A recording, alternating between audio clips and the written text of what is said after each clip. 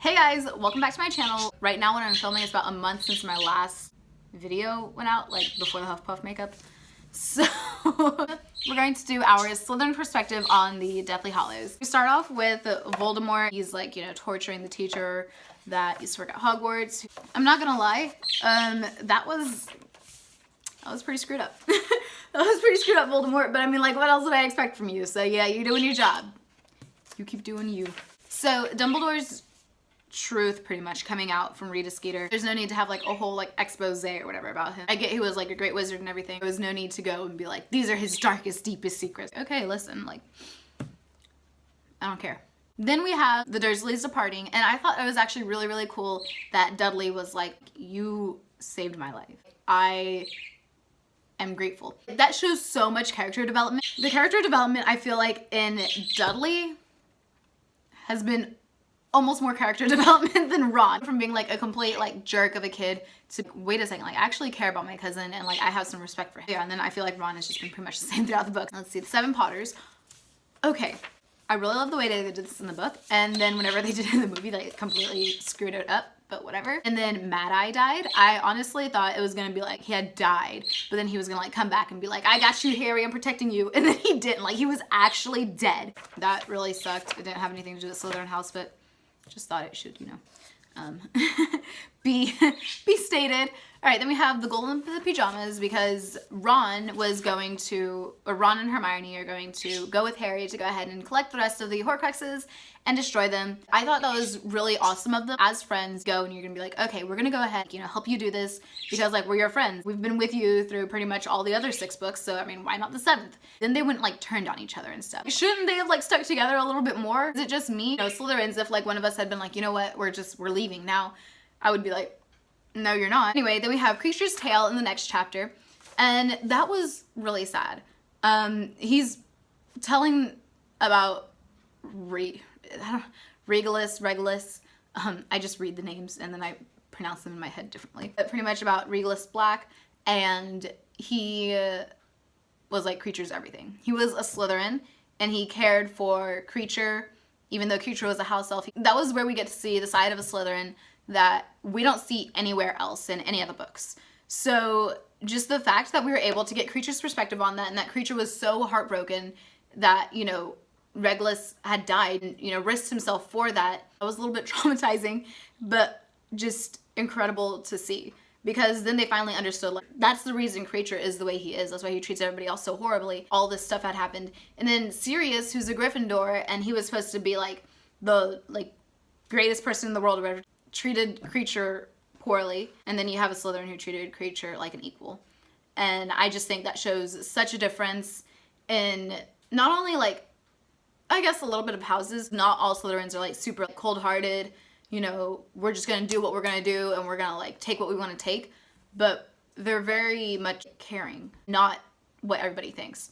So I just thought that was really, really cool that they actually like put in Creature's perspective there. I just really appreciated that. So from a Slytherin perspective, I just want to say good job on that. We need more showing that, Slytherins are caring, actual human, not human, that they're carrying actual wizards and witches, not just machines. Oh yeah, honestly, and then Madangus, pretty much screwed everything up. And then Lupin was trying to like go and fight so he could kill himself so that he wouldn't have to be a father. That's not right. But I feel like Lupin was fit to be decent.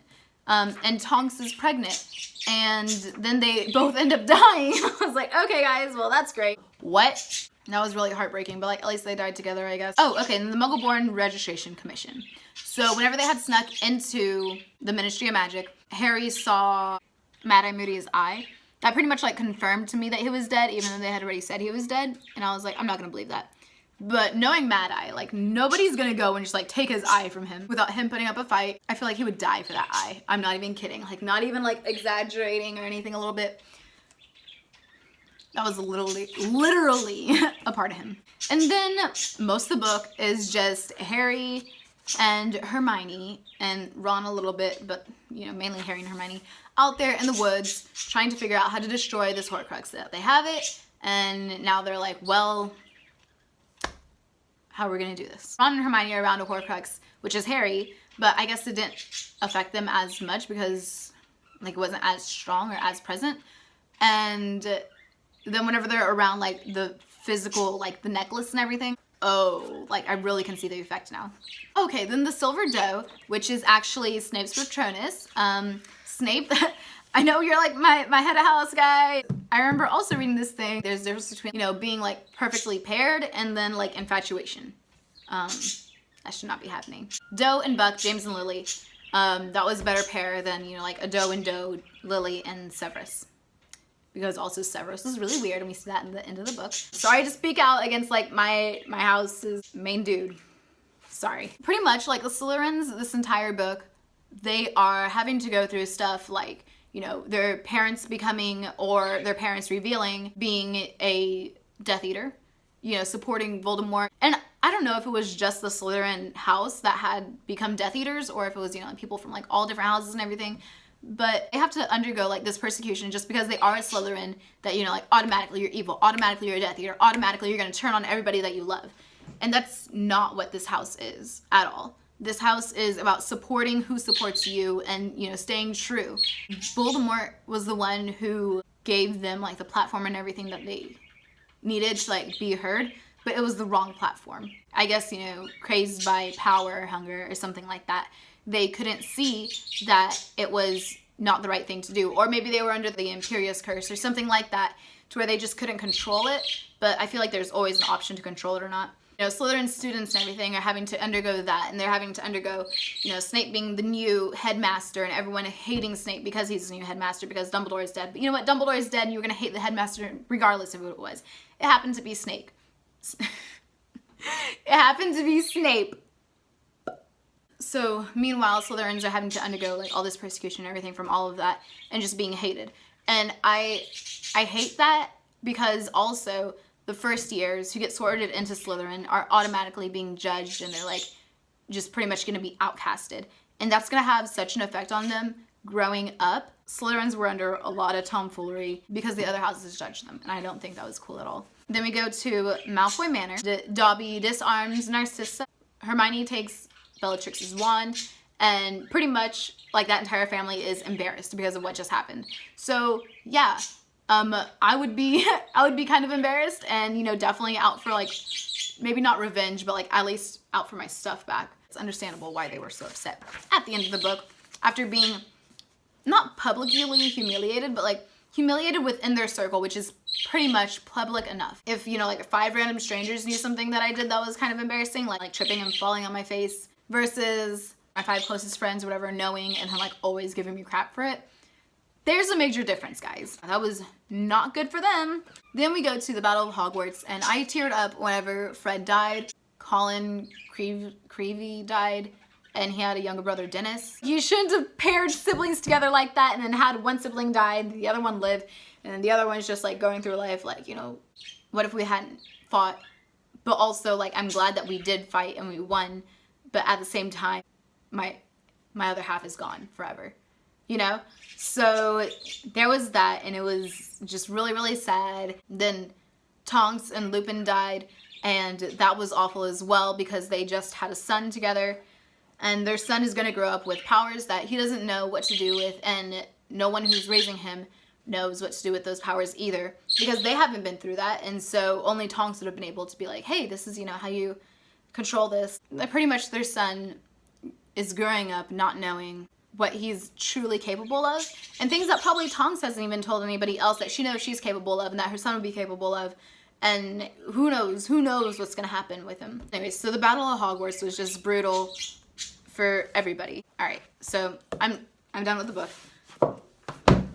So I told y'all what the Slytherins were pretty much going through before the Battle of Hogwarts, and then during the Battle of Hogwarts, all of the Slytherin students were rushed out of Hogwarts, of their house. Like Tom Riddle, whenever he was going to school there, Hogwarts was the one place that he could call home. And I'm sure a bunch of other Slytherins related to that as well too. Hogwarts was the one place that they had actually felt safe at. All of a sudden you just have no home. You don't have anywhere to go to because everyone just decided, you know what, if you're a Slytherin you can leave. like, get out right now. We don't want you here. Slytherins aren't just friends with Slytherins. Slytherins are friends with, you know, every other household. And so for that to happen, for them to just be like, if you're a Slytherin, like, you're crawling out through this portal and you're leaving and you're not coming back because you're going to betray us, that was not okay. I don't know. I just don't understand why they would do that. Slytherins probably, like, took off their ties and, like, changed the colors of the robe or something so they could go and fight in the Battle of Hogwarts, because Hogwarts isn't just a home to Gryffindor, Hufflepuff, and Ravenclaw. It's anyone who didn't have a place before, and now they're secure, and now they're safe, and now they have a place to call home. And then you're just rushing them out just because of the color of their robe, because of the color of their tie, because of what house they were put in. Because you're like, well, maybe there's a possibility that they're bad, but you haven't seen any signs to prove that. And they're just told to leave. I would have stayed and I would have fought the battle for the side that I think is correct, is right, which is Hogwarts' side. It's not Harry versus Voldemort. It's good versus evil. It's Hogwarts versus pure blood agenda, essentially. Slytherins had, I think, the hardest time in this last book because they were targeted so, like, violently almost. Even whenever Harry and Hermione were captured, the first thing that they said was, we're Slytherins. Like, that makes a difference. And then even Greyback, the werewolf, was like, you know, that's funny because that's what they all think we want to hear. Because, you know, it's like, oh, we're Slytherins, like, we're on your side, we're bad. You know, but it's like, that's not necessarily it. The bad guys were not after anyone who wasn't a Slytherin. The bad guys were after anyone who was against Voldemort. The bad guys could even clearly see that it doesn't matter what house you're in, it's whose side you're on. And what everybody else saw was, it doesn't matter whose side you're on, it's what house you're in. Because that's automatically going to dictate who you are and, like, what side you're going to take. But it doesn't. It doesn't at all. And nobody else in the book could see that except for the bad guys, which I think is kind of strange. And, like, I don't understand. Like, you know, like, how are the bad guys the only ones who see that what everyone else is seeing isn't right? Whatever, I guess. Battle of Hogwarts happened, and a lot of lives were lost, and a lot of people, like, their family was all of a sudden cut in half, or just torn apart, or is just no longer. And that's a tragedy unto itself. It's not just Slytherins, and it's not just, you know, like, Ravenclaws or Gryffindors or Hufflepuffs that, like, their lives were ruined because of that, but it was everybody. It was everybody, because the year that they get to return to Hogwarts is going to be like, look, there's a Slytherin and they didn't stay and fight. But at the same time, it's like, okay, look, there's a Ravenclaw and you told me to leave. Without even knowing me as a person, and without even, you know, like, asking if I wanted to stay and fight, you just told me to leave. No second chances, nothing. Even Aberforth was like, why are you sending all the Slytherins away? Why don't you use them as bait for their parents or something? Automatically assuming that everyone who was supporting Voldemort was a Slytherin. And, I mean, there were some Slytherins who supported Voldemort, and there were some Slytherins who didn't support Voldemort. Nobody wanted to give a chance to ask. Now, whenever they return to Hogwarts, they're going to be hated even more, because it's not that they didn't stay, but it's that they couldn't stay. And, you know, I'm sure some did. I am 100% certain that Slytherins did stay, but they had to hide. They had to hide from everybody who was trying to make them leave. I'm not what you think I am. I'm not evil. I'm not going to betray you. I'm here to fight on the right side. Who are you to decide that I should stay or that I should leave? So there was that. I'm going to stop ranting, and I look forward to seeing y'all next year. Let me know if you want me to do another series like this for the upcoming year, or if I should just continue to do business books, because honestly I really enjoy those. Fiction is nice. I like it, but business books are where I live. Business and finance. I absolutely love that, and I can be, like, engrossed in that all day, every day.